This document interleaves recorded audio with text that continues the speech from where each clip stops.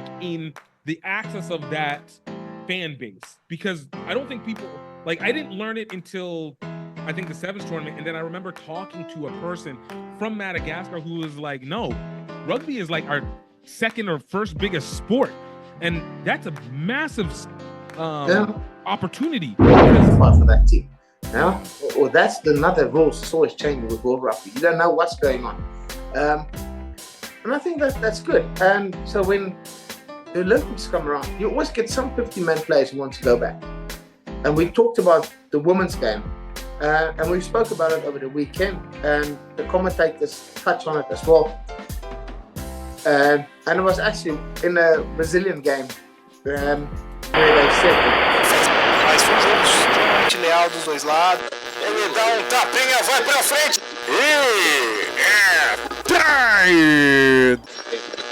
What's up, everybody? Welcome to another episode of Trycast podcast. Man, my name is Gift Egbelu. I am here with the coach, the chefe, o professor of Curitiba Rugby, AK Southey, straight up from South Africa. Ironic last name to add it in there, man. AK, man, how you feeling today? That's good. Thanks for the intro with the surname and everything. No, it's good. It's been a relaxing week. And how's your week has been? Relaxing as well with the kids and so on? I mean, look, you know, we're getting to this point where the kids are now in movement. So on one hand, they're autonomous and we can leave them alone more. On the other hand, they are active, and if it gets quiet, we get scared.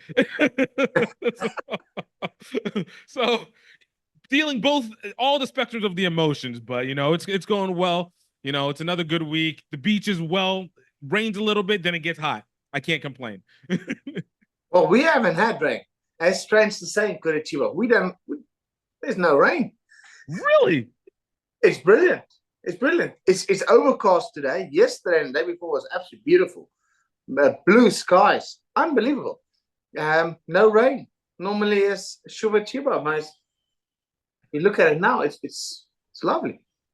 It said, wintertime is going to be wet for y'all. It's holding itself back. We are waiting for it. We are waiting for it to say, listen, it's time to rain again. I get this alerts the whole time, heavy rain. Nothing happened. Saturday after the game, I thought, it's going to bucket down. The clouds was dark, coming, 10 drops, and it was all over. And I thought to myself, where's the rain? We're kind of missing it now. Like, look, you know, I want you to control yourself a little bit, but you can still add, you can still help. Just bring a little bit, not too much, just a little bit. No, not much. just keep everything nice and green. Keep everything growing. That's perfect. That's the key. That is always the key. And it's nice, relax. Blackbird painting, they done with everything, so that's looking marvelous outside. Absolutely beautiful. A lot of people is coming here to take selfies with the three bulls running here at the front. So it's nice to see. So it's good. It's attracting, and everybody's asking now, what's going on here? And you got to explain, hey, it's rugby. It's only is it like American football? No, it's rugby. Okay. It's only been 40 years. It's only been 40 years that it's been here. You know, eventually, you know, people were gonna see it.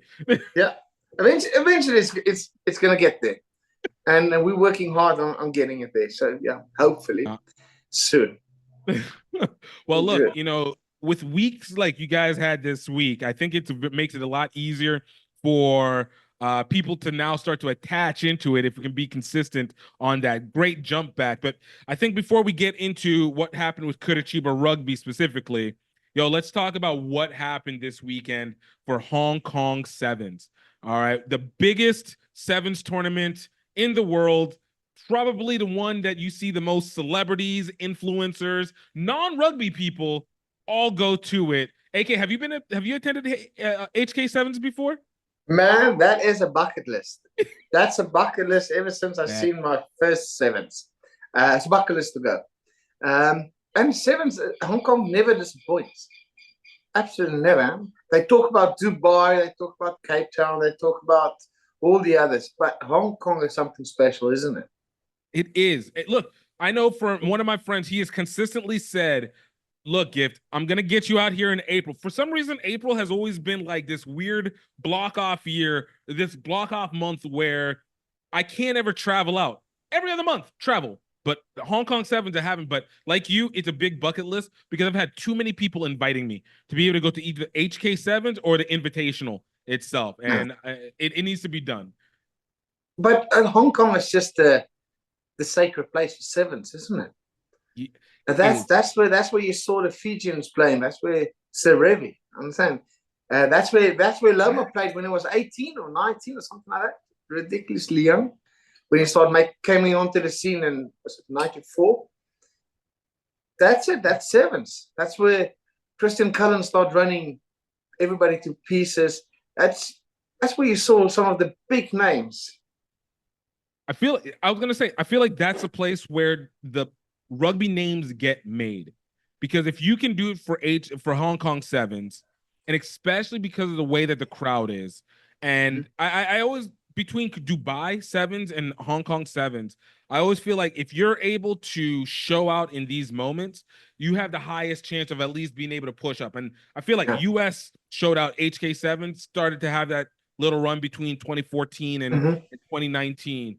You know, you saw that Fiji, I think, Fiji's always been Fiji, but, you started to see that acceleration after Hong Kong Sevens, and what you saw in the Olympics almost showed what they did within Hong Kong Sevens, and it just keeps persisting. And, as long as China doesn't, kibosh it as it slowly takes more of the mainland, I feel like it's one that has to be, it's a must. It's almost there in the rugby Mecca-verse as going to New Zealand, though I feel like that's shifted for them. But Hong Kong Sevens still maintained. So Brazil women participated in that one.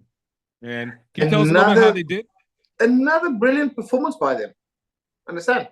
They lacked a little bit here and there, but in the end, another 5th place finish. They played well, got second in their group.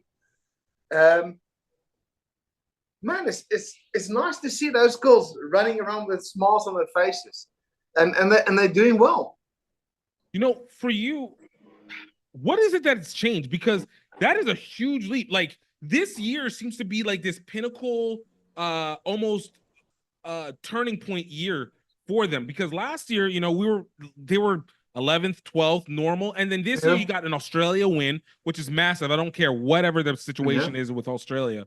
So Australia win and a 5th place finish, which should put them somewhere around 8th in the scheduling. As far as I saw the last time, they're still bottom 4. They need to get out of there, not to play in that end of the year. Battles, not to drop down. But with all the new things coming in and rumors we're hearing, they're cutting teams to making sevens a bit more. I don't know. They say it's a bit long. They want less teams to make it better. I don't know. Brazil's got to get out of that section because most probably they're going to cut the last 2 teams. Yeah. Going in only 8 teams, not 10 anymore. So it's a thing they got to have a look at.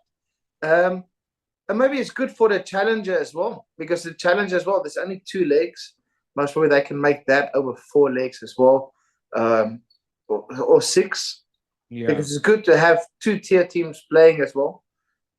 It's one of the, I think within the women's side, because I know from the men's side, especially cutting it, I'm particularly very against it because I don't think that the tier 2s have much opportunity to shift. But within the women's, there's so much diversity that is now coming within parity, at least, that's coming within the teams, that if they cut it to 8, which I still am not big fan of, I still prefer the 10-team performance. But if they do cut it to 8, at least I feel like there is a high chance of their actual being real shift, whether it's Kenya shifting in and Spain shifting out in a moment, or Brazil shifting in, or you have maybe not Canada, because Canada's killing it right now, but Jamaica having a chance to come through. The women's side has much more capability for turnover, which makes it a much more palatable performance situation for them. I think there's always 2 sides of the coin. So I think the one side, if you're going to cut it, yes, most probably it's going to be from a spectator's view. The games is going to be a bit more closer. There's not going to be runaway scores and stuff like that. But on the other side, don't you want to close the gap? Don't you want to make it 10 teams more competitive? Being competitive, you got to get the games in. You got to get that hard games to help the teams. So I think if they're going to cut it, is the Challenger Cup going to be a bit more? Is there going to be more legs on the Challenger Cup? So, for example, if you're going to play in Dubai, you've got more than enough space there to have both playing at the same venue. If you go to Cape Town, can't they all play together as well? Right. Should we have a look at how can we change it? How can we bring in new teams as well? So now you've got we're in Brazil, so look at South America. So you've got Argentina in the Challenger, you got Colombia, Africa, you're looking at Madagascar. Right. You got Kenya women. So all of a sudden don't you want them coming in as well? Or are you is World Rugby thinking a bit more 15s and not 7s? Because 7s is an eyeball game. So you get quite a lot of eyes on there. It's a festival. You got multiple games in a day. It's a hard one for them to cut it. I don't see why they want to cut it right now. Is the costing? Is it the venue, size of the venue? Is it going to be over 3 days? Is that where they're looking at going? Over 3 days, normally on a Friday, and not a lot of people coming. So they got to do something else. I can just take Cape Town, for example. If they had it over 3 days, Friday, everybody's working. Nobody's going there to have a look on a Friday. And everybody's just arriving. It's a Friday. You don't really want to go. I can watch it on TV. Right. And then Saturday, Saturday I'm going to go. Sunday, Sunday fun day, maybe. Finals, exactly. You're going to see some stuff, but same thing. If you have it over 2 days, that's a whole festival atmosphere you can have it in. So where the 7s are going, we got to have a look. If you go to Hong Kong, most probably in Hong Kong, there's only that one field they have. Right. There's no other field close by to host something else as well. Could that be a factor as well? Maybe have 2 fields. So if you go to a stadium, one play in a stadium, and your challenger could be in another stadium or smaller venue, and then you got to get the communities in. So, for example, if you're going to be in, say, Cape Town on a Friday, there's normally no one there. Get all the schools in. Right. Find a way to get some level of eyeballs over there to be get able to there. And it's no good you going in over 3 days and the stadium is always half empty. That's never good. And I 100% agree with you on that one, because I always look at it whenever they do these things, because the big thing what you pointed out that they'll say about 7s is that 7s is basically a loss leader. Basically, they're just losing money off of it, which to me, if you are one that's carrying the eyes, even if it's being broken down into multiple days and people might be paying attention to specific teams, it means that you're literally either don't understand how to take advantage of the attention, which it obviously brings, and then obviously gets pinnacleized by the Olympics every 4 years. And that's the one that has brought you maybe the most universal variation of stars, which means you have another version of revenue generating off of them. You would want to make sure that you would have a good flow of teams from various locations to be able to increase the amount of opportunity for either people to want to watch the game, which can obviously lead to more sponsorships, or to be able to get more figureheads that people can be able to relate to. Obviously, the women's game has been feeling it the most for obviously a multitude of reasons, but it at least shows you that model works, and then whatever they do off the field can impact you on it. It kind of reminds me, and I always look at the business, so it's a part that makes it more curious, because the on-field play has never been better per team, in my opinion, like per average team. So it almost reminds me of like when Hollywood would have your big movies and you have your theater movies, and then you'd have these tiny movies that they would put on DVDs, made for made straight to video DVDs, and they would make That's one of right, like, and they would make the Steven Seagal movies. All of them, all of them, all of them. But they would make so much money off of those straight to DVD movies because it was this underlying market that they didn't have to spend a whole bunch on the big stuff on the screen and everything like that. But there was still this revenue source. So I look at it like that with rugby, with sevens. You have this as almost your straight to video. If 15s is that element that you're supposed to be your big theater moment. This is supposed to be your big, everybody comes, your primary moneymaker, your primary generator of attention, then these little ones, they need to find a way to connect directly onto it. From the men's, I know it's a little bit harder to be able to bring stars and transfer them over, but they can still use them to promote the 15s game. Yeah.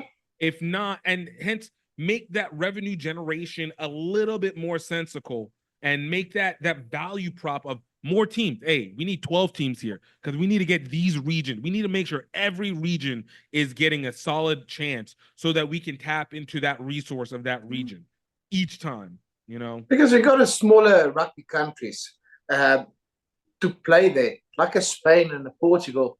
It's good odds for them to say, oh, look what they've done. Uruguay, oh, look what they've done. It's brilliant. Exactly. Argentina, they up and down team on the 15s, but on the 7th circuit, look at them, they're doing so well. Exactly. If you look at the whole scenario of world rugby, yes, your 15-man game is your main focus point, but then again, you still got the Olympics, who's got 7s, and you got the 7th circuit at the moment, and it's not that long. It's actually they shorten it. And now you want to take away teams as well. I don't know. For me, it's just a bit. Yeah, I don't agree a lot with it. I agree that there should be at least your 7s circuit. That's where everybody's looking, and then you got your challenger. Get a few more players, teams in the challenger, and don't play it in your. Can I say your rugby countries? Come and play it in a Brazil or in a Uruguay. It's going to be a bit more expensive. I know they've done it. They've done it before. They took it to Chile, and it was very expensive for flights and stuff like that. And yes, it's going to happen. But then again, you got so many European countries there as well. Take it there, because if you're going to take it like the Challenger, they went for 2 weeks to South Africa in a basically empty stadium. Yeah, that's not nice. No. Because there was no one. The public is not going to go and watch one team. Though you got to get them engaged. So if you're going to go and you say, listen, we're going to play this one in Portugal, the Portugal public, the rugby public there will make an effort to say, listen, off we go. Yeah. And you know what the other thing is? You're going to bring it here and we say, listen, there's a stadium here, you can play it in. The rugby public will march for that. Yeah. And say, if only the men is playing there. The girls are already playing on the 7th circuit. So help the challenger circuit as well. And give it over 5 arms. If it's a market loser, well, make it a proper market loser. Make sure you go around and you get the people in. If you look at the IPL cricket side of things, cricket was basically dying. Yeah. And then the IPL got in a shorter format. Yep. They threw money at it, and it's one of the best tournaments you can have a look. And it's a fun. You're getting into new crowds. If you World Rugby want to break into the US, they've been struggling for years and years for breaking into the US.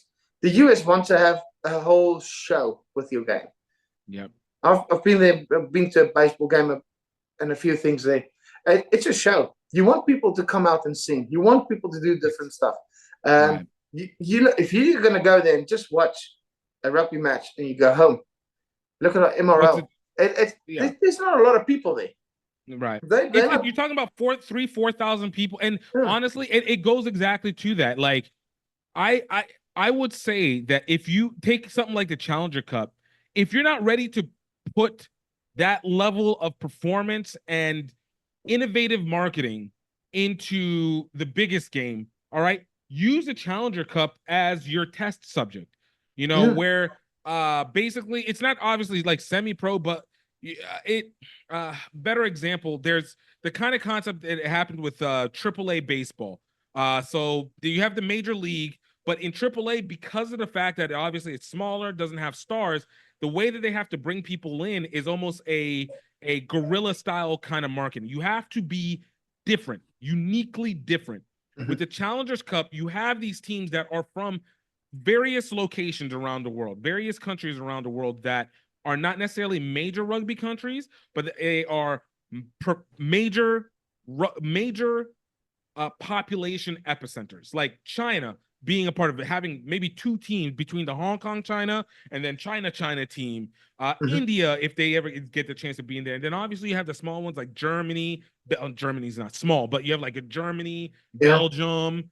We talk Uganda, massive continent, massive country. Obviously, we speak on Madagascar, which is, I think, is an underrated, not just in the team play, but like in the access of that fan base. Because I don't think people, like, I didn't learn it until I think the Sevens tournament, and then I remember talking to a person from Madagascar who was like, "No, rugby is like our second or first biggest sport," and that's a massive opportunity because you don't know much about them. They can be a tourist hub, and you can be able to connect your sport to their tourism and economy, and now you have a symbiosis that could be more exhilarating for more people to want to be able to participate.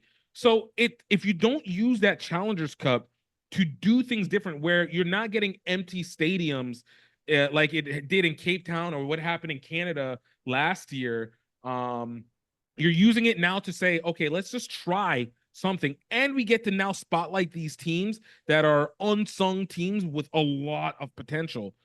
Oh yeah, you're just taking the time to lose people and leave money on the table, but more importantly, you're losing that human resource of new players being able to come in and starting to cycle and keeping the generational push of the sport going. Yeah, there's so many things they can do, and you don't need to invent anything yet. You know the transport is going to be expensive, so we need to get somebody on there that could help. Having a look at all that, well, have a look at what they've done with the Australian Open. So Australian Open played everything on YouTube, and it was the little figures running around. It wasn't brilliant, but it's something different. It's video games. That's what people looking at, and they pay money to all these channels to have a look at how other people play. Do something that reason, because that's new eyeballs. If you're going to go in a stadium, most probably played in smaller stadiums, because that was something that came up in a podcast I listened to yesterday, saying in the URC, the South African stadiums are absolutely empty, and if you go to what's the stadiums in England, it's always full, and you're like, okay, well, there's a 20,000 people difference. So if you go and watch a game, there could be, say, 5,000, 6,000 people, and their stadiums is full. But then again, if you go to South Africa, that's massive stadiums. That's 50,000 seaters. So all of a sudden, there's 5,000 people in there.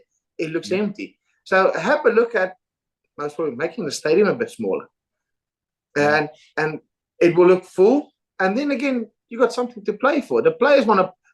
There's no player that want to play with an empty stadium. Right. You want to feel the crowd. You want to feel that energy that just feeds you that much more, especially in tough games when you just need that extra boost. It's something about having that sound wave of voices coming directly into the middle of the field. I've only experienced this maybe twice in my entire life, and it is addictive. It is absolutely addictive to be able to feel the energy of everybody around you going right at you. And I agree with you. If you shrink the stadiums, Some people will say, oh man, you're just accepting the fact that it's not growing. No, what you do, it's a psychological thing because humans are repetitive and simple. We want to see things that we want to attain. So if it looks full, it means, oh shoot, there's something that I'm not getting a chance to go, and I need to go see this. Hong Kong Sevens is literally that. I got this thing. Everybody's telling me about it. That place looks packed. It's probably fun and jumping. Man, I need to go do that. And as you get more people overflowing, now you get to go back to, okay, let's increase the bigger stadiums. And now we're filling in the markers the way that we want to because we're establishing. But then again, don't you think the new leaders in World Rugby will have a look at that? Because if you look at the old leaders, it's for old boys. Understand? 15 men is the game. Oh, let's see. Most probably the new ones will have a look at it and say, listen, you know what? We can do something more. Because sevens play such a big part of rugby at the moment. And I don't think it's long before we start seeing tens. If you see at all the festival tens going up around the world, tens is the new one. Exactly. People love watching tens. Same thing. It's a lot more games in one day. So you still need that 50-man game. Yeah. The 50-man game is always going to be your big daddy. Right. But you need a kids to help. Understand? I agree. So tens is another. Festival games played over 2-3 days. You got 2 games a day or 3 games a day in tens. Same thing. And it's popularity. People want to see more than one game. They don't want to go there and, well, you've got 80 minutes. Then, well, now we go home. It's no, if they want to spend, even if they spend the afternoon there, and that would be nice to see this figures as well of the sevens. How many people get there 8 o'clock in the morning and go home at 8 at night? Are they enjoying the whole day? Or they're coming in at 10, do their shopping, what they need to do, get there, spend 5 hours there, go back home, or they spend 2 hours there. That would be good to see as well. Then there's a site where you can see these things. But that will be nice as well. Because if you look at all the tens festivals going around, people love it. And they normally hang there. Because afterwards, what do you have afterwards? You got a DJ playing. It's a show. So part of you watching the game, you're going to the party as well. I think tens has done, and my experience of tens has purely been in Asia, but I heard about the one that happened in Cape Town because my boy went there and filmed for that one. And it's the same concept that I think, and you kind of speak on this, the different idea of how we utilize sevens and how that creates one version of an atmosphere, how tens creates a different version where maybe for the players, you get that almost club feel. Like I feel like with sevens, you do sevens and it's great on the stadiums and then you just enjoy playing, right? But it's much more for the spectators. It's what we do on the steps. In tens, you play tens, you do everything, but then you go to that next session and it is the social, like the legitimate social. It's with the DJ, it's with the band. If you take it with Eddie Evans, it's playing with the band. If you take it for the Cape Town sports day and doing the sevens, it's the full multitude of the band plus the other smaller sports, the trampolines and the basketball and everything, netball, I'm sorry, and everything like that. But then when you get to 15s, you obviously it's much more one-on-one, right? Yeah. And this adds an aspect of like, okay, we're here for the game. We're here in the fandom because we want to make sure that our team is working. So it might not be as party, but it has much more energy and anticipation because now the focus in and it's serious. Exactly. And so that lineup that you can get through with each of these versions of rugby, and we can throw rugby league into there. I don't necessarily, but even with the 13s game, it has this level where you can kind of put people through a fandom funnel, if you want to call it, where they can understand each aspect of the game in their own individual way, but it doesn't have the pressure of like, I needed to know the specific team like you would for 15s if you have no connection with that. But for sevens, I know my country, and there's not much when it comes to the professional, but I know my country, and if that player plays on one of the regional club teams, I can connect with them. for tens, now I know a little bit more of my forwards. I might not have all my flankers around me, but I know my props, my locks, and then I know the backs, and I understand this aspect. And then when you finally get to 15s, it's like, oh, it all comes together now. And now you're fully engaged. You fully understand what the rules are, and you know where to kind of put your energy in what right spaces, whether you stay down with 10s or 7s, or whether you continue and just go to 15s. And everybody has a purpose, and it makes it so that it doesn't seem so jarring. It's just welcoming, isn't it? Just welcoming for everybody, because that's rugby, isn't it? Rugby is welcoming for everybody to come in and say, listen, if you're a big boy, yeah, you're playing prop now, only 15s, but now you got to play 10s. Hey, this is a spot for me as well, you know. Yes. So, do World Rugby need to have a look at it? I think they got to have a look at everything. I think they do too. I don't trust them though. It's important I don't the benefit of the doubt anymore. And you got to get what's engaging, because it's new fans. Well, we've seen Formula One going through it. We've seen golf is going through it at the moment. Yeah. They're doing wonderful stuff there. I'm not talking live golf. I'm talking people you go into basically a stadium, and they play a round of golf inside a stadium. So they're not actually moving. They're just hitting the ball. They're using electronics for it. And that's getting people engaged. And you got to have a look at all the other sports as well. Tennis is going through it as well at the moment.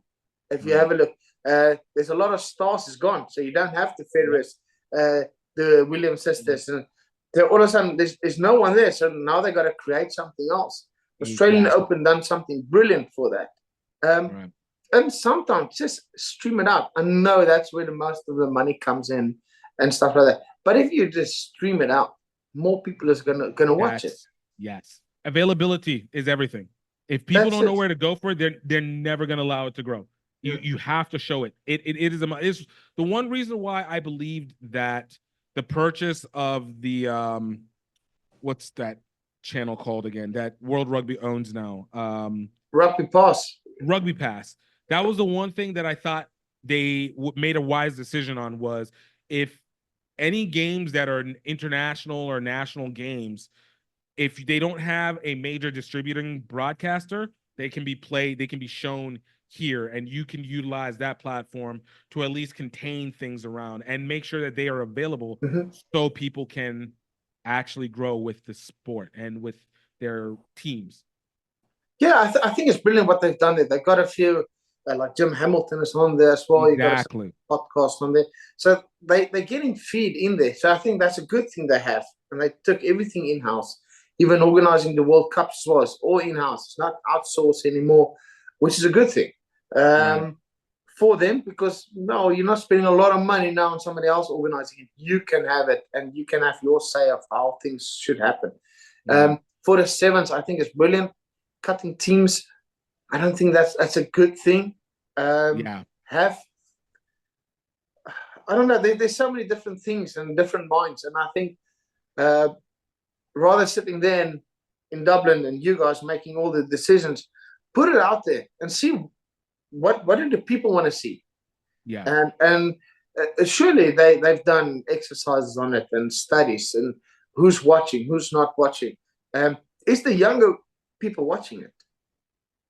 Are the younger people watching a 15-man game, or they're watching a sevens game? Right. You know? What are they intrigued about? Are they at the moment with the sevens? It's nice because they score a try. It's a try. You don't have to go back and let's run back because 6 phases before the guy had a knock on and the ref didn't see it. That's sevens is exciting, and and you can build it up. Yes. You're gonna have games where some teams are just running away with the other team. Natural component. That's where you want to have that. That's part of it. Yeah. And I think players is having a look at it as well, saying, listen, I can't get into this team, but if I go and play there for 2 years, I qualify for that team. Or that's another rules. It's always changing with World Rugby. You don't know what's going on. And I think that's good. And so when the Olympics come around, you always get some 50-man players who want to go back. And we talked about the women's game, and we spoke about it over the weekend, and the commentators touch on it as well.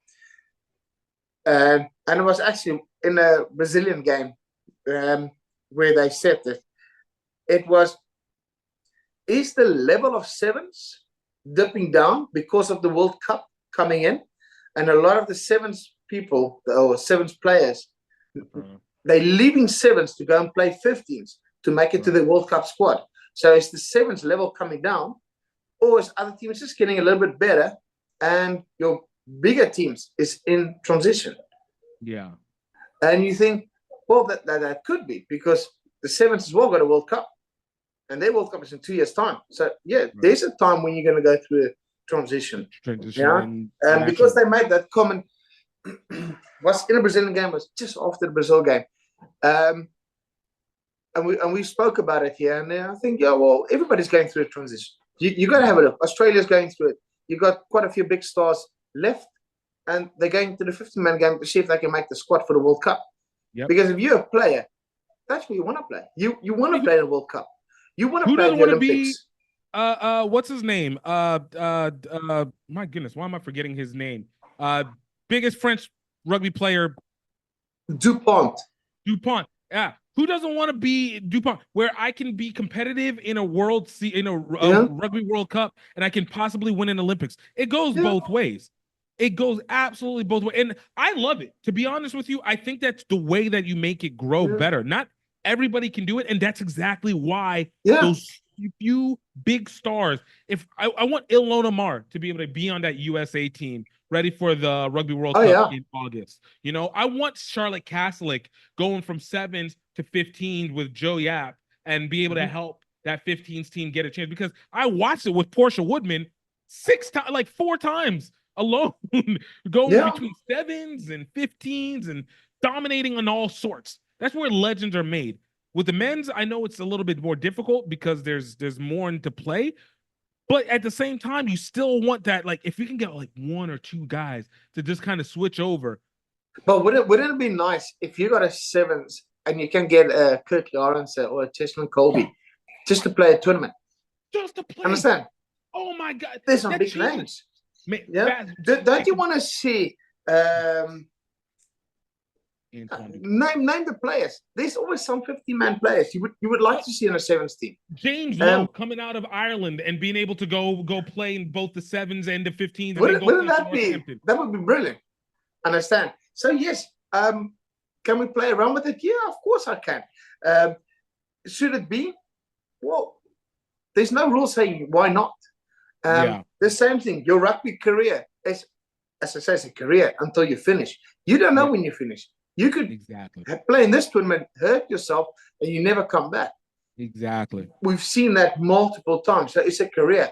If you need to move around, rugby is your vehicle. Because after that, well, the star dies down. They had it on this podcast as well I was listening to. It's after rugby, you play in a stadium, 6,000 people. I retire, and you think, well, my star's going to glow for the next 5 years. It's literally 6 months later. You walk around and nobody bats an eye at you. Exactly. If you're not one of the greats, it's like Brian O'Driscoll, one of Ireland's best players ever. He walked through Dublin Airport, and he said normally everybody was there. He walked through Dublin Airport, and there was one person coming up to ask for autograph. And he said, oh, that's a bit... and you're like, well, that happens to all players. You're up there, you're down there. Stephen Kitzel, especially if you don't build anything outside of it. 2-time World Cup winner, retired. All of a sudden, he's like, what am I going to do now? Injury hit him. So all of a sudden, what's my life becoming now? And that's dark for athletes as well. So you got to think, in my time of a rugby player, man, one, rugby can take you around the world. And they pay for it.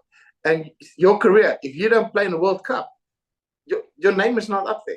And you got to make the best of it. And sevens is one of those things where you can have a lot of quality athletes.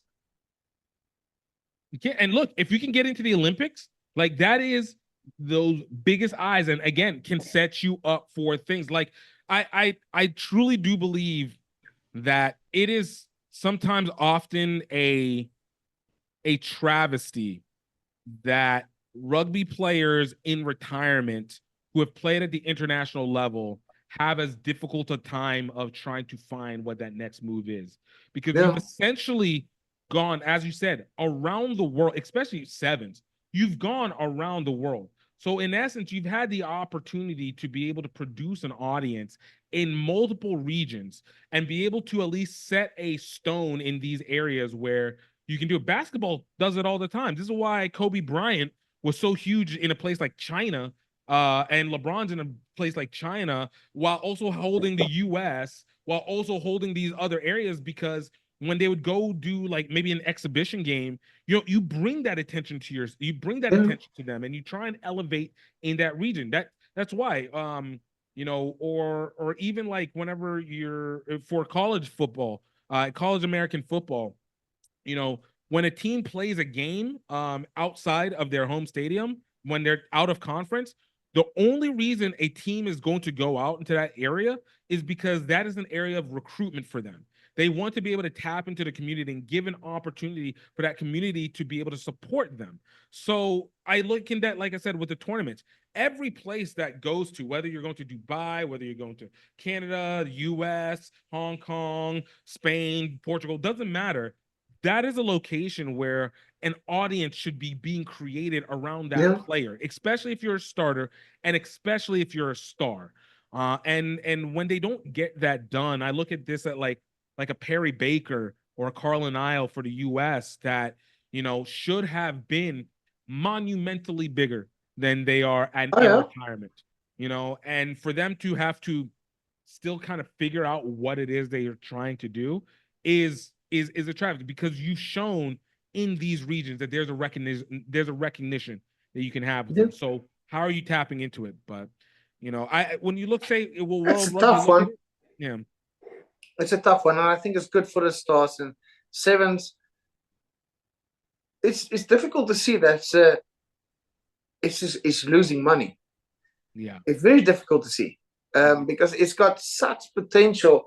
Everybody's talking about a potential. It's a fun atmosphere. Yeah. Okay, good. So they say, it's got to play in countries where the festival is there and it's not raining. Yeah, but sometimes raining is good. It brings okay. So we take it away from New Zealand because it's too wet. Well, let's talk to New Zealand and say, listen, you know what? Do you have a stadium?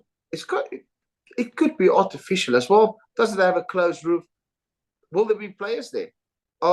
Can we change the circuit every year?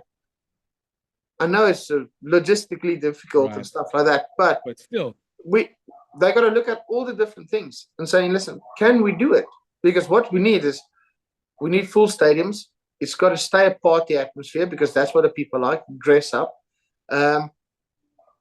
and create more stars. I think that's very, very, very important.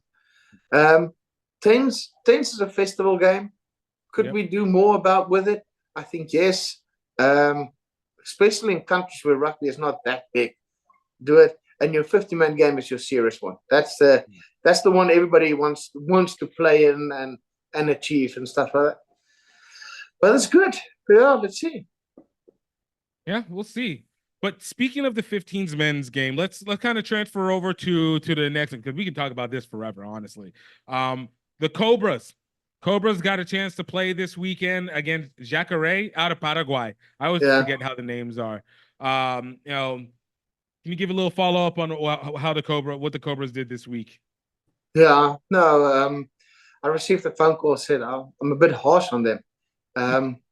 Well, I said, well, if you're going to spend 2 million on it, minimum 2 million, shouldn't you play better? It's like, it's not for you to complain about it. I'm like, well, I'm part of the rugby public. I'm part of the people mostly working in development at club level, at state level, to get players out there. And then all of a sudden, what you see, the output is not there. That's another subject we can talk about. Are we on the right track or not? Did they play better, or is the Jacares just a bad team with 12 Argentinians in the team? Is the Paraguayan team? Not really. See, but in the end of the day, Did we play better? Did we make better decisions? Well, we came close to a win, but it's still not a win. Wait, real quick, where are the games being shown? How are you able to see the games? Because I don't see them on streaming. It's on ESPN Plus, Disney Plus. So if you go on on Disney ESPN, Plus, okay. The game is there. Another thing, play it on YouTube, get more eyeballs on it. Yeah. Once again, stadium empty. They tried different things with. I know there's some rules and regulations all around. You got to play in a stadium. You got to do this and this and this. Yeah. Perfect. But with games like that, yes, you have another game before, and hopefully that attracts more people. People will. But if you keep on losing, nobody wants to go and watch. Right. Yeah. Even if you play, we almost made it. No. Yeah, almost doesn't count. Almost doesn't count now. If you already have a history of losing. Game and see there, the Rugby Public is not that big. They play in San Jose, which is nice. It's a nice venue they have there. It's good to almost call it the home of rugby over there, which is nice. So they've got a few things going for it. I think on that side of things, Brazil got to work quite a lot. Are they doing the right things? Most probably not. To the game itself, yes. Did they make better decisions on the field? Yes. Are they looking just to use this tournament to create depth? Coming back saying again, well, you don't have a proper tournament. Right. And then you go play some players there in positions that's really vital, and you need to create depth. And you know it's a weakened side you're playing against, just to get them this exposure. But then again, see, this is where I go. This is kind of what we talked about just before on the last subject. But it goes to me again. I say, what is the end game that is wanted out of the Cobras? So if a person goes in, I know they're probably going at you about being too harsh because of your history with the Federation and how close and knowledgeable you are with it. So there's always that, you need to be part of the brotherhood kind of situation. But I do think that almost speaks to the mindset of what that team's expected, right? It's, why are you worried about the critique and not worried about why the critique was made? Where you want, especially if you know it's somebody that is knowledgeable of this, like you would want to be able to say, hey, why are we receiving this and what can we do to improve it? You don't do it from everybody, but you want to understand how to improve it. And then the second part is, where is the end game? Is the point to be able to have this team for aesthetics? So it's good to have a professional franchise team, but we're not really doing anything except for bringing the best players over and saying that we got the best players from Brazil and then putting them on this franchise team. Or are we trying to actively work to get to a championship? Because that's two very different mindsets that go along with it. And Gifty, to be honest, mate, I don't know what's the mindset there. If you look at how the team play and then you hear what some of the players are saying, you look at the media, what's going on, it's hard to say, listen, why are we in this tournament? What is, like you said, what's the end game? What's the idea we are in there? Are we in here to spend a lot of money? And if you look at that whole tournament from, let's say, all the cost in, and you're looking at something 2.5, 3 million, easy, 4 million, easy. Is it worth it? Right. And then they say, we've got World Cup qualifiers coming up now. We have to be honest here. We really have to be honest in our approach for this. The World Cup is the aim. The goals are there. Perfect. Yeah. I would say a way easier route to get there than the men. Right. The men, difficult. We've got 1 or 2 players that's playing in Europe. Okay, good.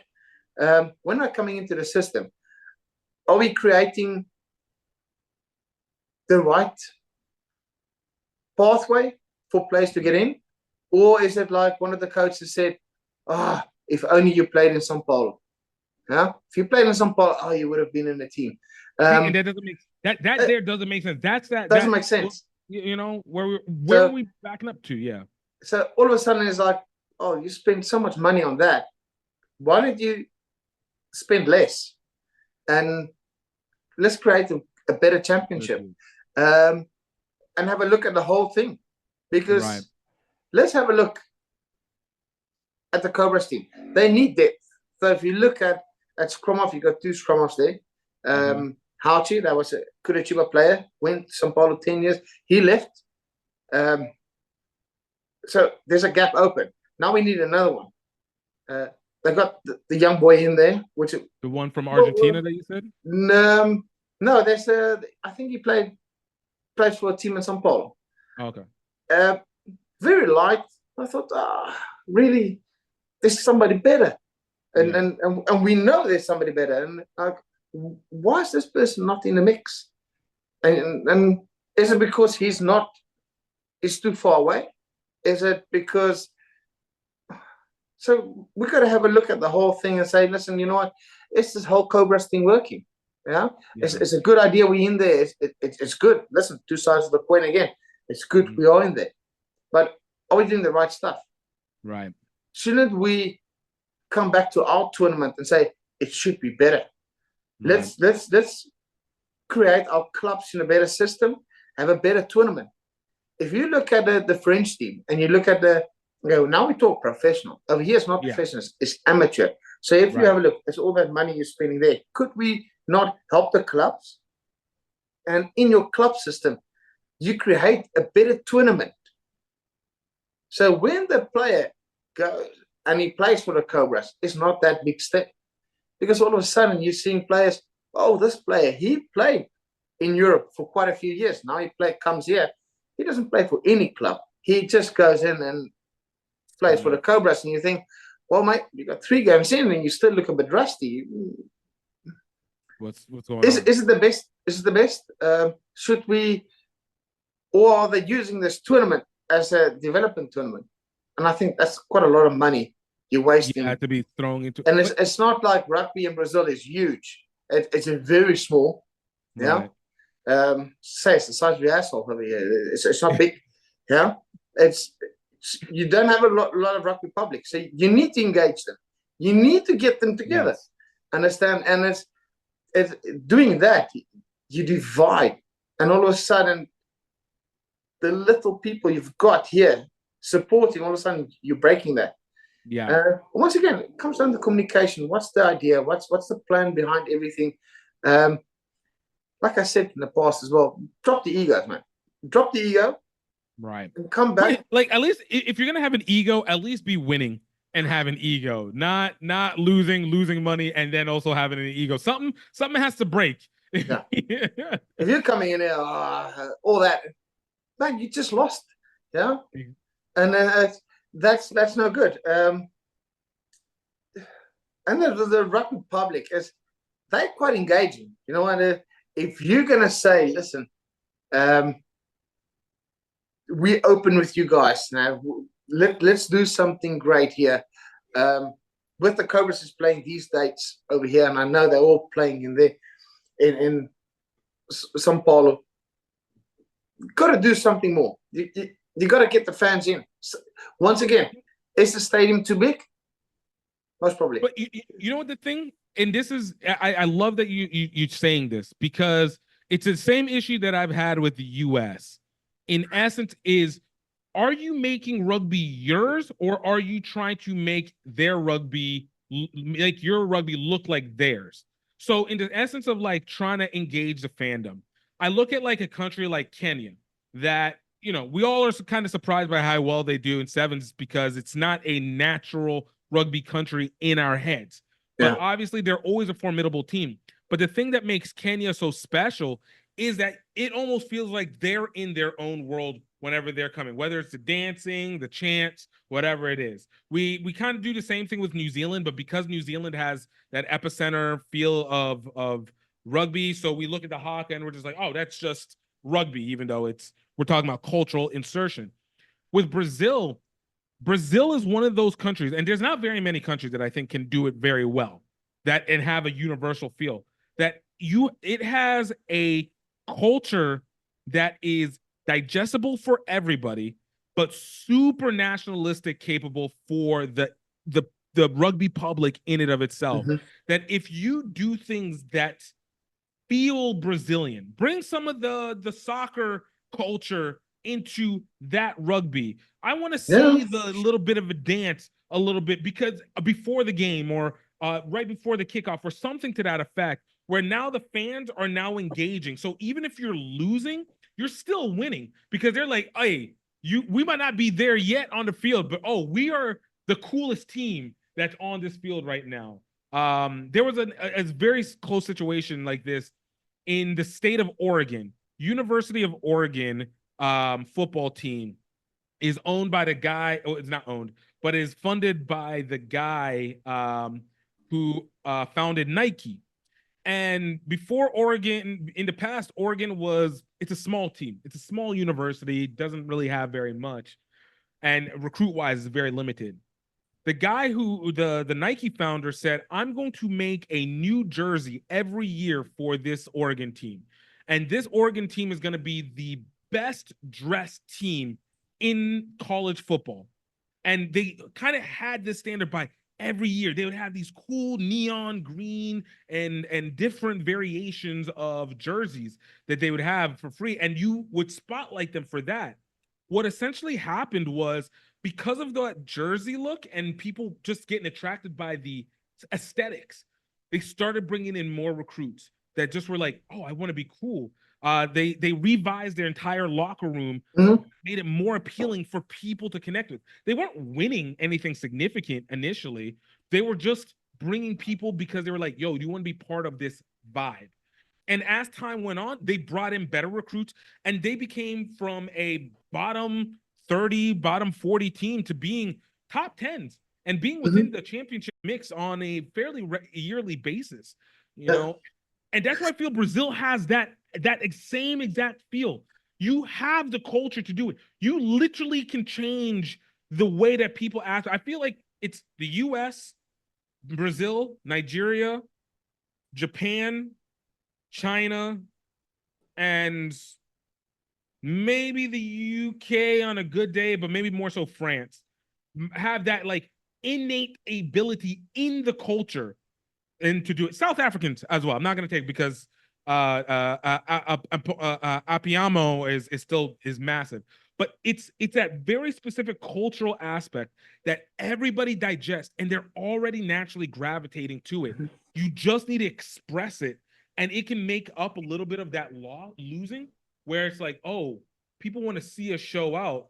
We're going to show a little bit more on the field, but we have our community that just wants to be part of our vibe. And I want that to happen here in Brazil. That's the one, yeah. Don't get me started on the new jerseys.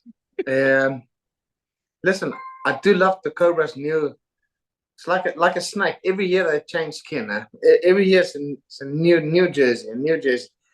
But hopefully they're going to stop with that and keep this jersey, because it's a beautiful jersey, beautiful colors. Just keep it. That's going to looks brilliant. Just don't change it every year, because if you change it every year, bro, there's nothing for the people to hold on to. Exactly. And this weekend the Sevens goals, they played in white. I'm like, that's from Brazil. Brazil is yellow. The green, and then all of a sudden, well, the Cobras, is it working? Is it not working? Should they go back? Like I said in the past, drop the egos. Listen, get a few people in, have an open discussion, and see what's the feeling. Yeah. Because if you sit there and you're sitting inside a problem, later on, that's not a problem anymore. Exactly. And I think that's what happened with him. They not so sorely the coaches. I think there's another one. You're inside a problem, you don't see what needs to be rectified. Sometimes get somebody from the outside in and say, okay, listen, we need to work. Well, this is going to work forward. What's the plan? And be open with the plan with the public and saying, listen, this is the plan. This is how we're going to work things. Because the rugby public is small. Get them engaged. And then you got the Confederation. I think they've been sitting inside of problems for so long. and the problems is not problems anymore. It's normal day to day. There needs new eyes to come in and say, listen, you know what? It's not the Confederation of São Paulo, like some people call them. It's of Brazil. Brazil is huge. What do we do to attract the teams of the Northeast? Or from Manaus, Amazonians? What are we doing for rugby in the South? And then it comes back in. Oh, but São Paulo's got so many teams, they're always winning. Well, that's where you've been funding all the money for the last 40 odd years. Right. So is development winning? Or is development helping to get up? So all of a sudden you're like, okay, if you're always winning, are you a good coach? Take that coach, put him in a bad team. Is he going to do something? Can he develop that? Can they develop that one as well? All of a sudden you got to have a look at what's the whole system? Break it all down and say, listen, let's draw a line, and we got to create something else. It's if we're carrying on like it's carrying on now, it's like a cancer building, and well, it's going to be we're going to be the same in 10 years time, and well, that's never good. You got to improve. You got to improve. You got to get bigger. It's not a company where you go, oh, stroke the head, let's help them going up. Now your sports team is achievement. So achievement is there as well with development. So you got to get out there and say, okay, what are we doing? Are we doing the right thing? And it comes back to the Cobras. That is your product you're putting out. Our product is it showing? No, it's not. On the goal side, is it showing? Yes, it's showing. So yeah, maybe that's working. Could we make that better for the girls? Is the program for the 15s working? Well, we don't know, because they're using test matches as games to hand out jerseys. Well, that's not working. Sevens, is it working? Yes, it's working. Is it working 100%? No. Could we tweak it to make it work? Who's in charge of that? Who's making the right calls to move development and the end goal to the right decision to get to the end goal? 15s, is it working? Well, I don't know. You see people playing there and you think, well, there's better people out there. You've been training for 6-7 months and that's how you play. Well, you got no game time. Should that change? Yes, it should change. Back to the Cobras, the men's side of things. Is it working? Well, no, not really. It's a lot of money. Yeah. You're still bottom. Last year, bottom. Maybe, don't know when the last time they've been, say, top 3. Is that the aim, to be top 3? Or just to get to mid-table? If you're mid-table, happy days. Nobody's really going to bat either. But you bottom. That needs to change. Don't tell me, oh, there's not enough players. No, the system is broken. Can we change the system? Because that's the system we've been using for the last 10 years. 10 years plus. It's okay to evolve from things, right? You got to draw a line and say, listen, you know what? I know it's a World Cup here, or qualifying for the men's. Let's be realistic. Can they get there? It's going to be a hard one. Yeah, they're going to be Chile, or they're going to be Uruguay. If they were horses, I don't think a lot of people will bet on them. Right. But there's a chance, as always. There's a chance. But is the system broken? Yes. Should they draw a line and say, listen, we have to change? And most probably you got to get rid of some people. Sometimes it's a good thing. New eyes coming in. Comfortability leave the egos and say, oh, it's not going to work. Well, most probably 10 years ago, it's not going to work. Now it could be working. But get the ideas on the table, do the right thing to move it forward. Because Brazil, yes, it is. It's if they run it properly, you can get way more players and you could move up. You could really, really move up because you've got size, you've got skill. And it's sad to see the state of rugby in here at the moment. Yeah. And we know Super Rugby. And I would love to have a chat about somebody on the outside as well. And what's the opinion of Super Rugby Américas? I did had a chat with, almost said it out loud, with some prominent. people who was in Super Rugby and then left, and why they left. And some people say, yes, it's because Argentina don't have a professional league, so they use Super Rugby as their professional league. Exactly. Is there Argentinians in every single team? Yes, there is. Is it good for it? No. At the moment, you need them. Yeah. It's like Eddie Jones said when he took over. Sometimes you need some island boys just to smash it up. You need, because they don't have it. So if you don't have it, they've got. Why not? And is it to their benefit? Yes, it is. But nobody else is working on it. So there you go. You got the weekend. This team from, I think it's Paraguay, got 12 Argentinians. Should there be a limit on each team for each country to produce their own? For the sake of growth, but... Or not. Or what, that's the same thing. Where's the tournament going? Is people going to watch this tournament? Is people from outside of South America really going to watch the games here? We had Namibia touring here. I spoke to then coach of Namibia of how's your feeling here? Like, whoa, they play so good rugby here. We never see anything. So yes, the potential is massive over here. But again, will anybody switch their TV on and see, oh, the Cobras is playing? They're going to know nothing about it. So once again, it's the marketing out there just to get another team in. Who are you trying to be? But it goes back again to what is your end game? Yeah. What is your end game? You know, are we doing aesthetics? Are we just doing window dressing? Or are we trying to aim for something? You know, and even that affects it with the international side. And I'll give them, for whatever it's worth, this is not a problem specific to Brazil. It just happens to be showing in Brazil as well. This is, I think, a very global rugby issue overall. What is the end game of our country to country versions of rugby? You know, outside of the big eight, you know, the UK, South Africa, New Zealand, Japan on a good day, Fiji, you know, we know, right? Outside of that big eight or so, what is the ultimate end game that people want to get from it? It's got to be more than just saying, I want to play good rugby, because we know that playing good rugby is not the equivalent of growing rugby. It is just the essential of saying that you have a comfortable part for the most hardest core fans to pay attention to. But the key is we need to still bring in development. We still need to bring in people from the outside.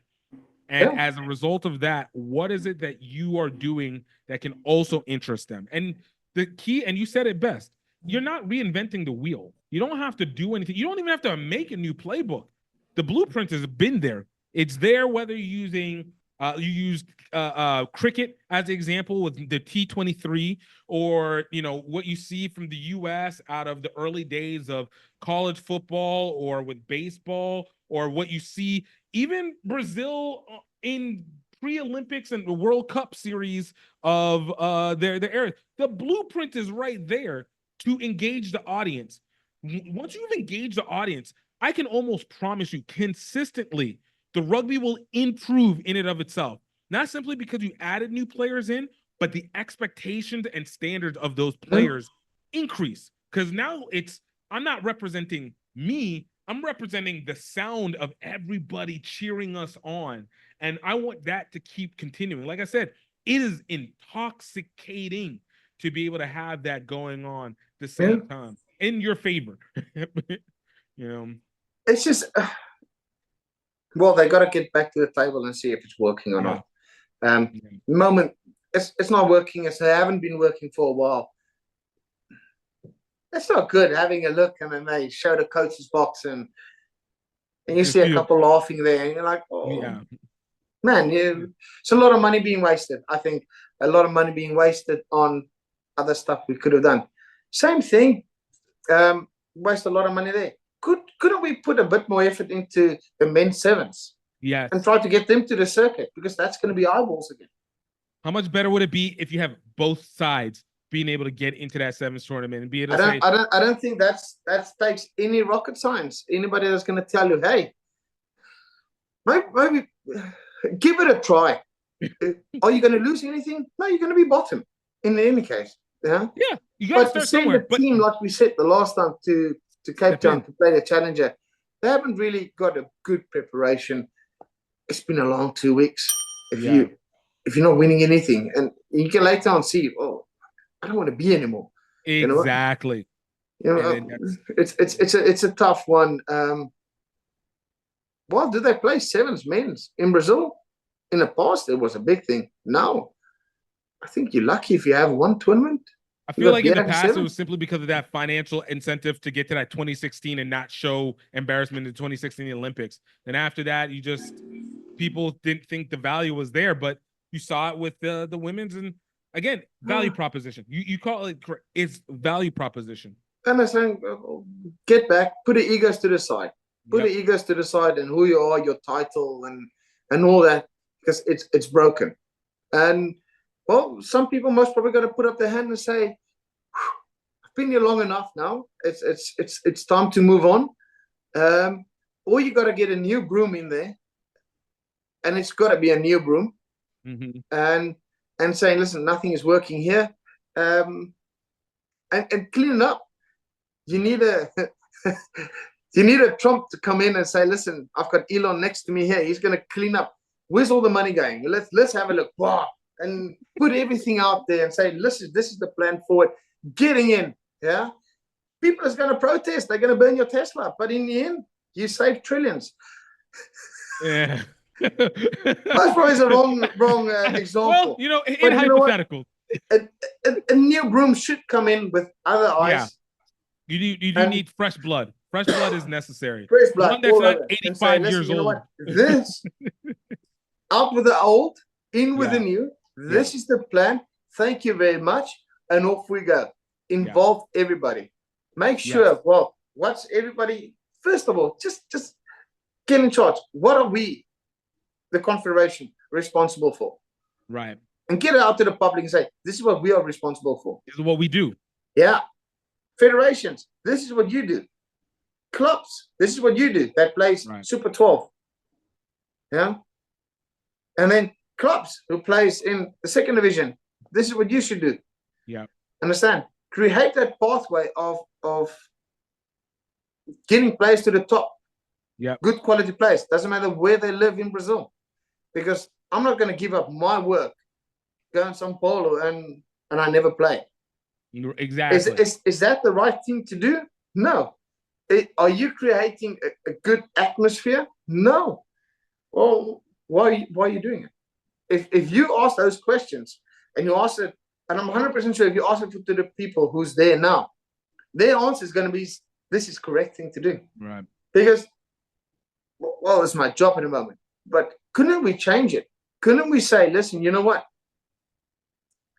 Couldn't we say the federation start working together? Can't we say this one and this one works together, this one, yeah. Let's create a pathway. What is your pathway? Let's help each and every one with that. Other than, and once again, like they said, it's our opinion, how it looks like from the outside. It's our opinion. So totally if you go and do a course and say, critique. well, we're doing a course, we're getting money here, this organization, they paying us to do courses here, and we're just ticking boxes. Is that the right thing to do? Right. Shouldn't we just go back and say, listen, you know what? We do this course is finished. We're going to keep on monitoring you to say, this is the plan. Or you're going to tell the federation, come to us, this is the plan. Oh, and then you say, okay, this is the plan. Okay, cool. And they don't bat an eyelid. Exactly. And you go to another state. And then show it where again. They are, São Paulo, where everything is going, because all the clubs are here. Yes, because you're investing all the money there. Right. Which but the should be like winning. Well, work. You're investing there. You're doing everything there. Are you giving a chance to somebody else? So once again, no, shouldn't we spread it? Shouldn't we spread it out and say, listen, let's help and come up with, is the federation run properly? Is the federation in a good health to help? Or is it just there for, well, we got to vote? Is the confederation set up correctly? So I think there's a whole new look. They need to have a look at it.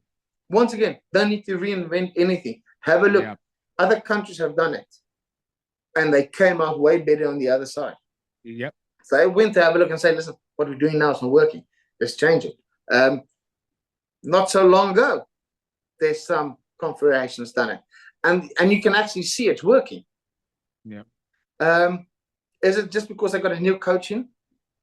No, it's because the whole hierarchy system has changed, and they got rid of a few people. There was chaos for a couple of months, but it's working. They got a plan together, and the team is rising, and you can see it's just the World Rugby need that team to play better, and they are playing better.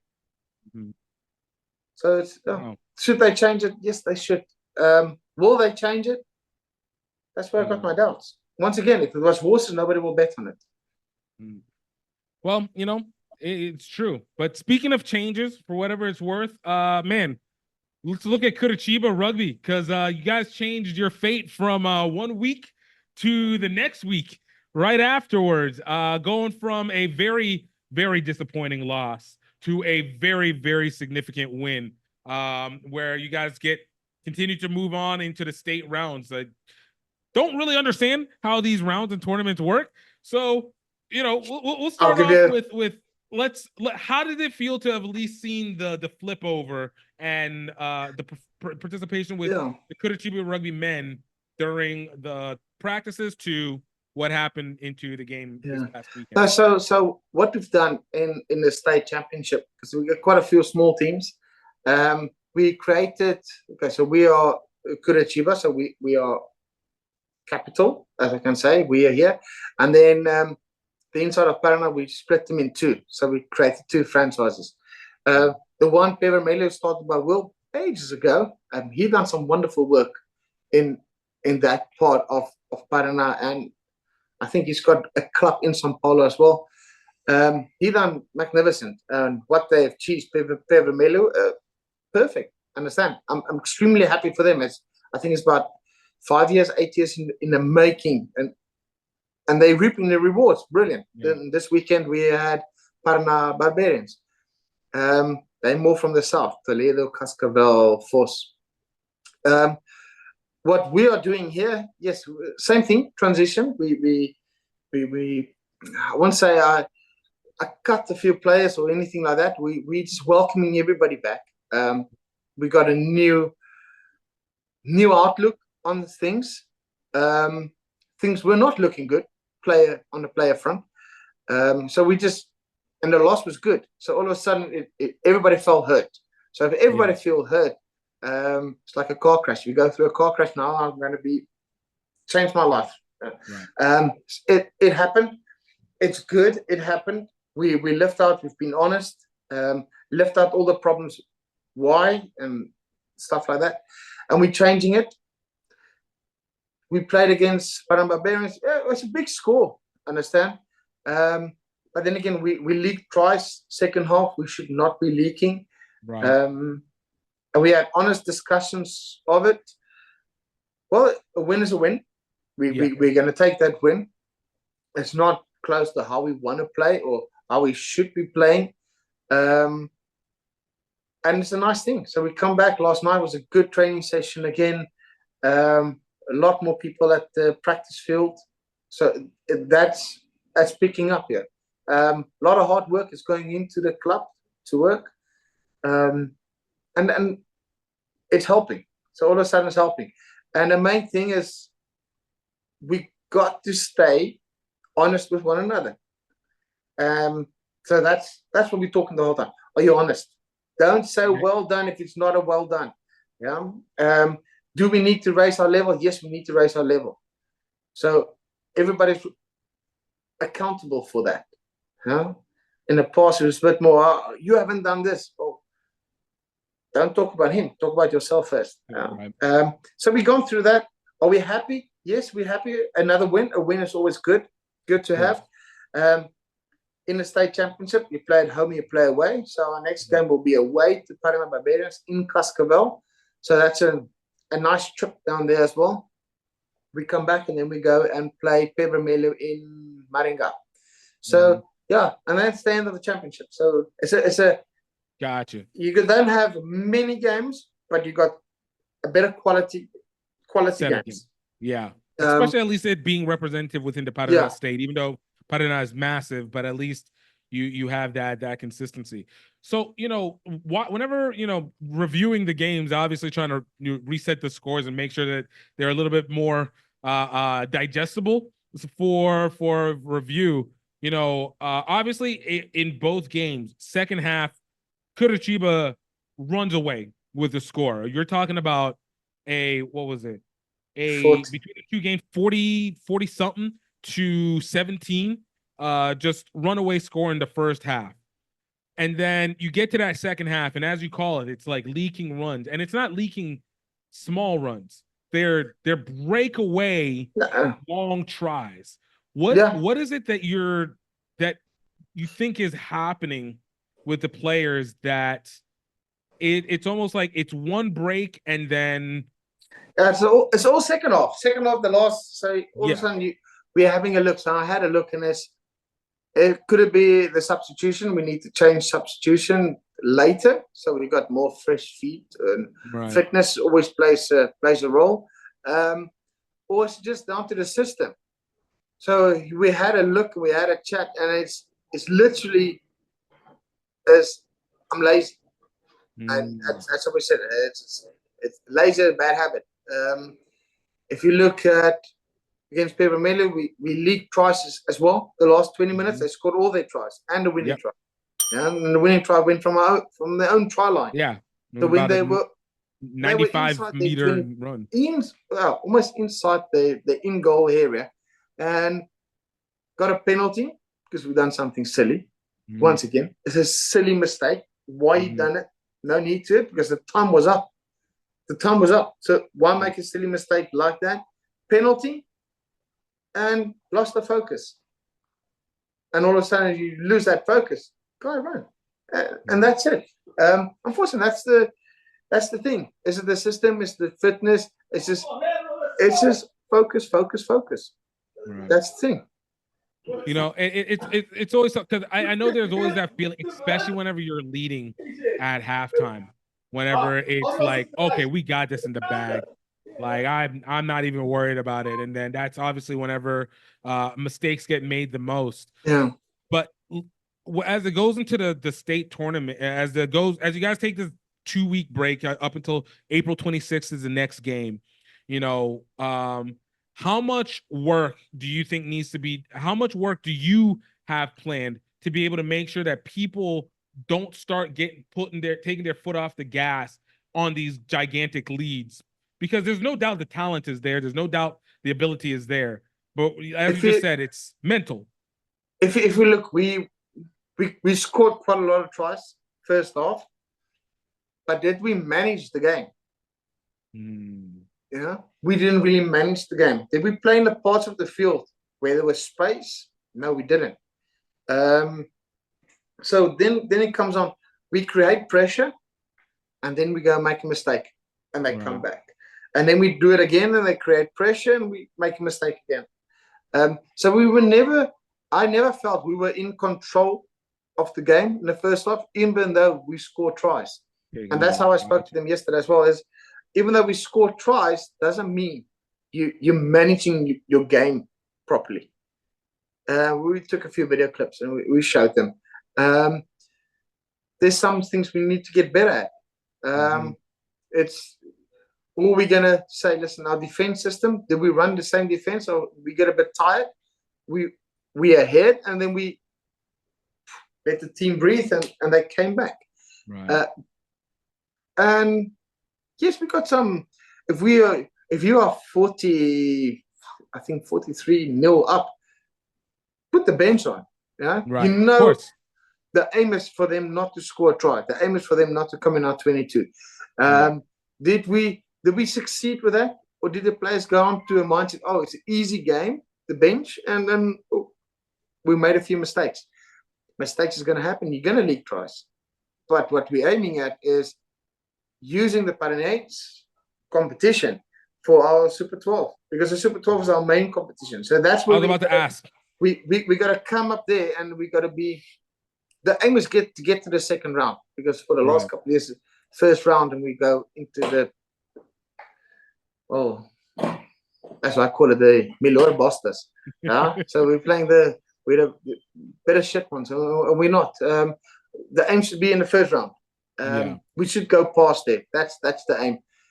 To get there, the mistakes we made, other teams will score against us. So all of a sudden, you're not going to be 14-0 ahead. You will most probably be. We scored some good tries. Still lacking on attack. Yes, we lack a lot. Our passes didn't go to hand. Would it be a different score? Yes, we would have been behind at halftime. And then we got to play catch up again. You never want to play catch up. Right. So as soon as you start playing catch up, the mind fails and the body fails, and then you just give up.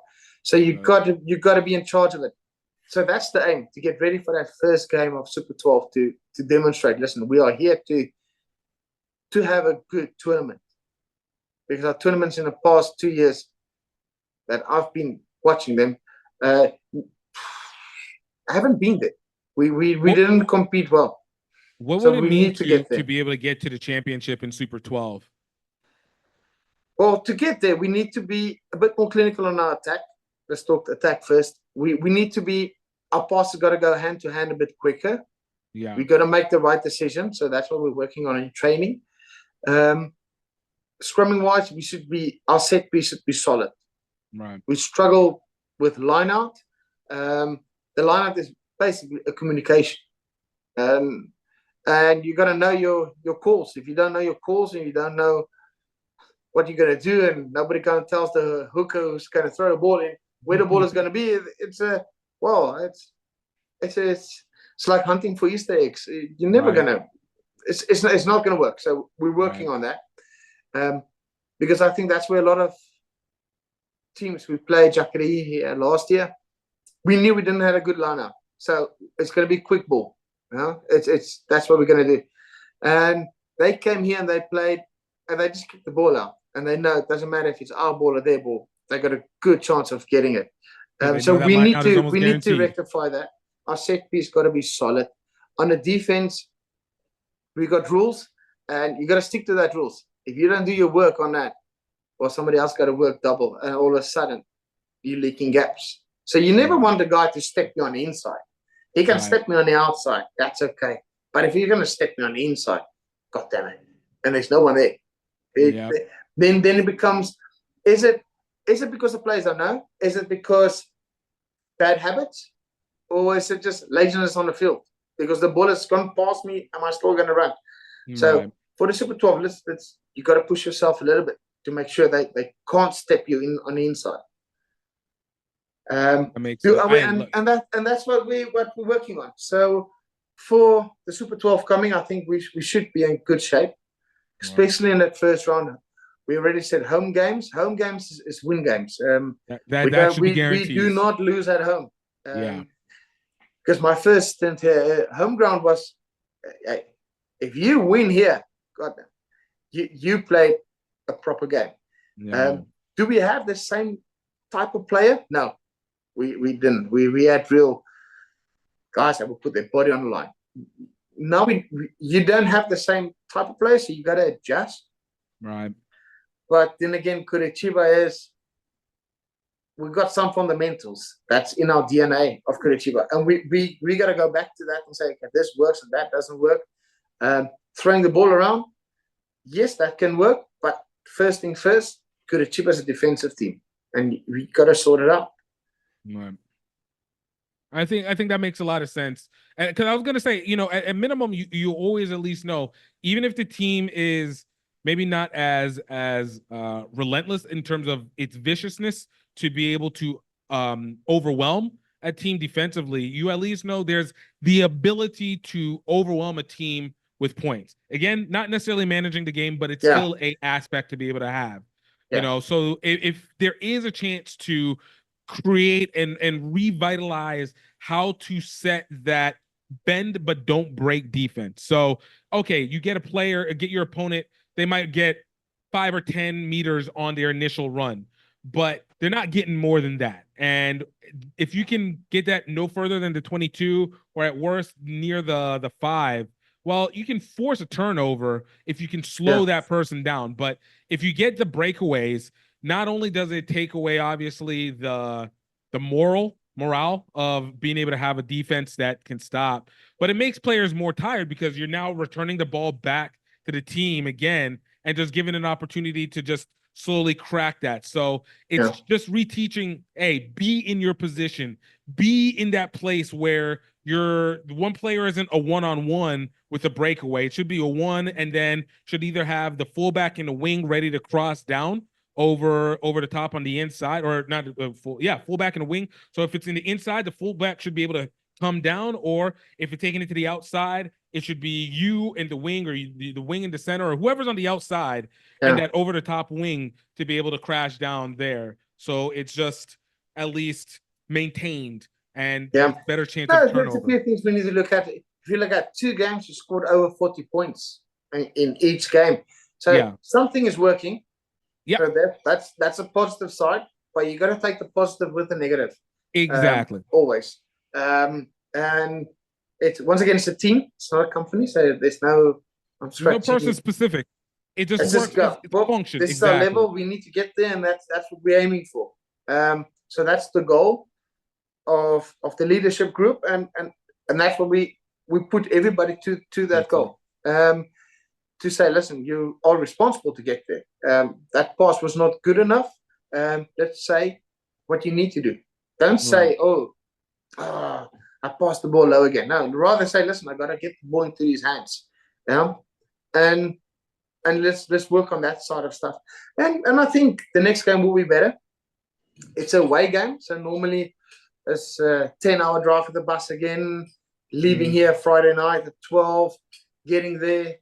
So I still need to have a look at Cascavel. What is there to do in the morning? Because the game will only be in the afternoon. So, normally if we travel, I always have a look. We travel at the same time. So normally at 10 o'clock. So it's not too late.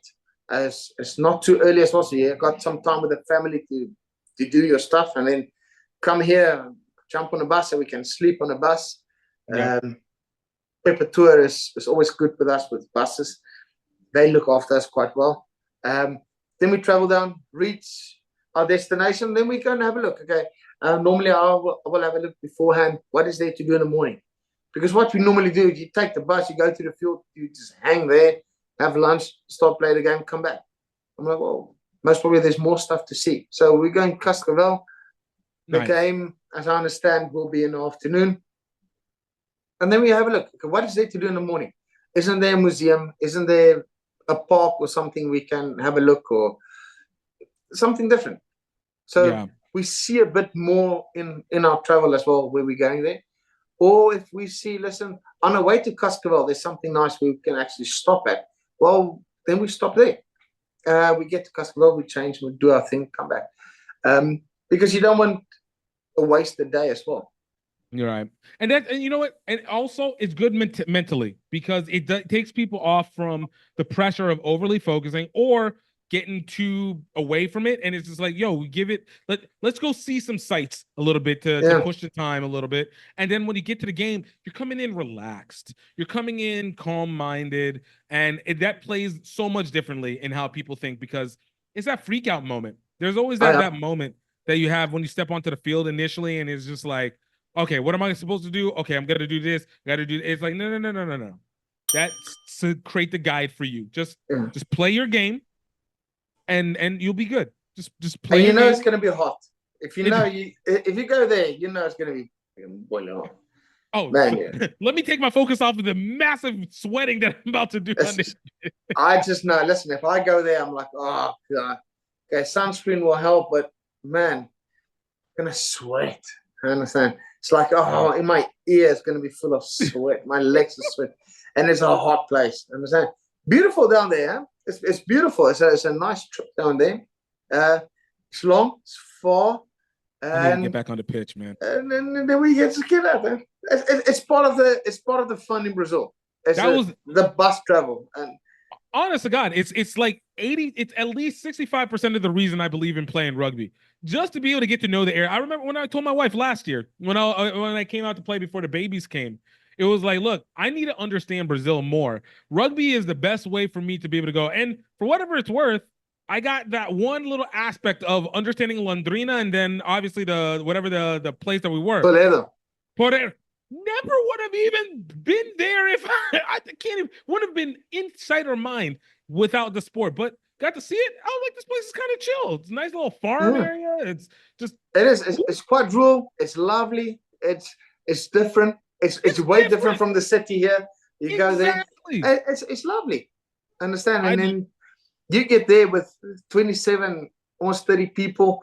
And then you just hit one of the whenever you come in with the crowd.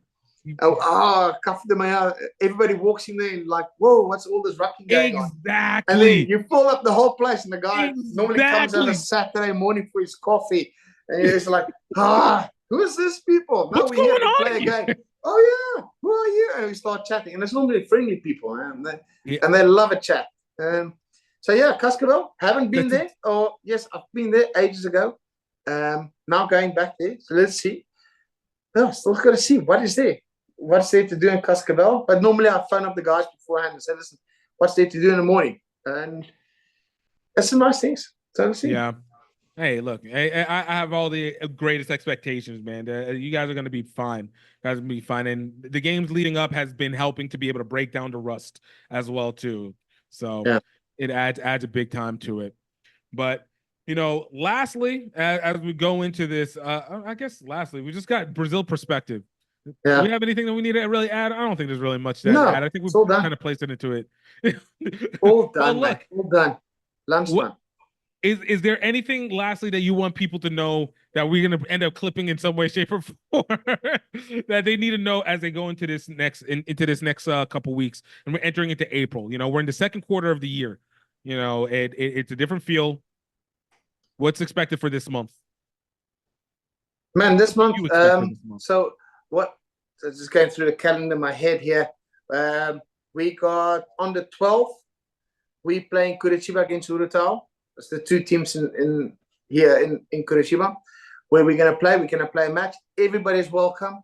Yeah, young and old. Yeah, the girls is not here. They're going to Floripa. They are playing in matches over there. Nice. It's just the boys over here. We've got a fire going. Everybody plays. So if you are, I've got people that's phoning me that's older than I am that want to play as well that day. Yeah, more than welcome. I'll give you some red shorts, or I'll give you a little vest. We know we're not allowed to tackle you deadly, but we're going to hold you and at least hold you in place. But it's fun and games for everybody the whole day. We play in the morning. You got a whole afternoon for yourself, or the fire's going. So if you want to barbecue something, churrascos, come have fun. After that, we've got 2 games going up. In the Paranaense, some practices going on our social projects. There's a new one coming up here in Xaxim, Bacurau. So it's another good stepping stone for us. We're starting in Piraquara. We've got a field there for us. So yeah, it's a lot of development. It's starting. So this month is going to be one of those months as well where I think when it's coming, it's coming. It's going to be like a wave, getting everything sorted. But like I told the staff here the other day, you got good problems, you got bad problems, and we stick with good problems. So it's just we're opening up more areas for coaching and playing, which is a good thing. So we are over the moon with everything happening here. Nice. All right, awesome. Well, guys, look, thank you guys so much for listening to the Trycast podcast. Absolutely, please subscribe on YouTube, Curitiba Rugby TV, and add us on Instagram, Trycast Podcast. On Instagram, follow VOR Rugby and Curitiba Rugby as well for more information, as well as on TikTok, on Instagram, on Facebook. And you guys continue to have a great day. And till next time, cheers.